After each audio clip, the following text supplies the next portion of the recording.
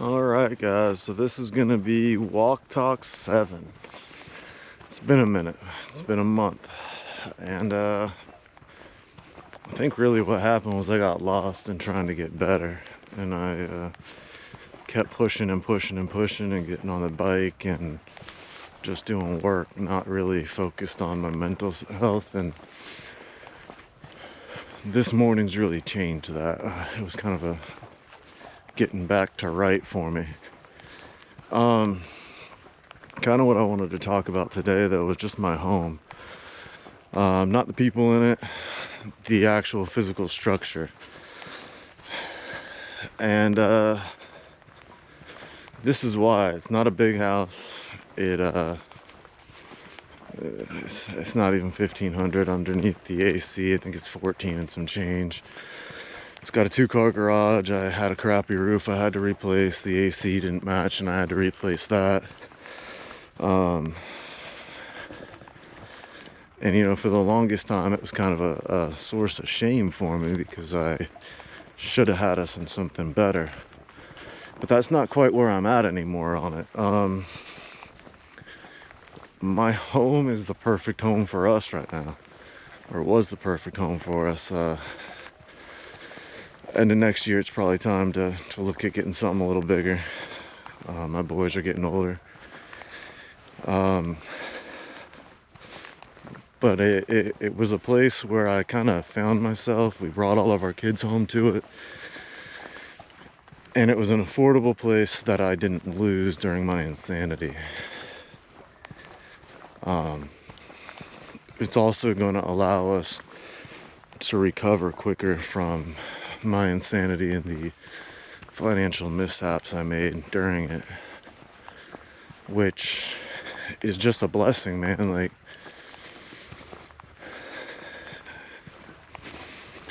that's part of the American dream, right? Start a family, own a home, build a little life for yourself. And you know, I'm just kind of disappointed in myself, forever feeling disappointed about it. It needs some work. It's not in the best of shape. I got to do stuff to it. But it put down roots. It was so close to the Florida Trail. When my wife really planned the Colorado trip, and October 19th of last year, when I really decided that was it, I'm gonna start living. I'm not gonna sit down and watch this crap. The proximity of my house to the trails really helped me.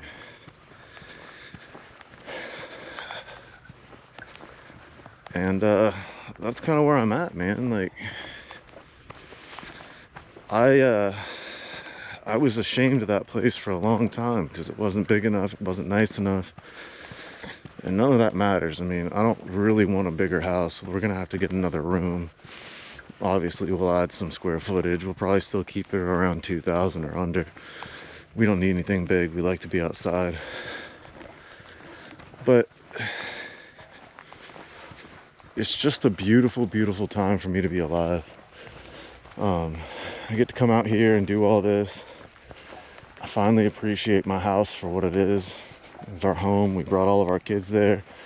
It set up a nest egg like it should have. And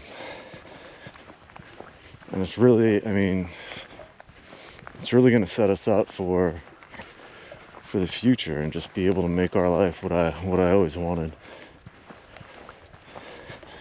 And you know, I think everybody gets too tied up in trying to outdo the next person and have a bigger, nicer house than your neighbor. And I'm done with that. So yeah, I mean,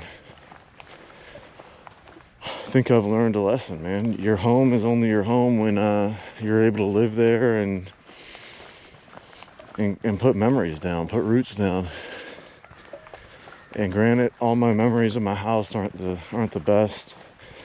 I went through some of the worst years of my addiction there. I went through the end of my addiction there. It had, unfortunately, the last few months of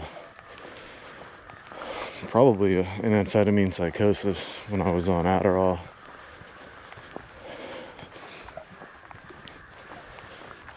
But man, it had some good times. You know, it's the house me and my wife had when we got married.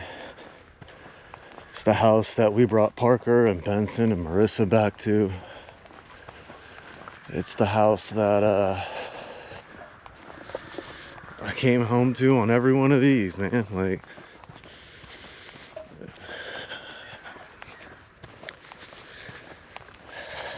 I'm just such a thankful person to be able to have been put in the position to buy it when I did. And I'm so thankful I didn't do anything to screw up what it meant to us financially and for our future. And it's the American dream right here, right? You screw your life up, you recover, and some of your decisions that you kind of laid the foundation for earlier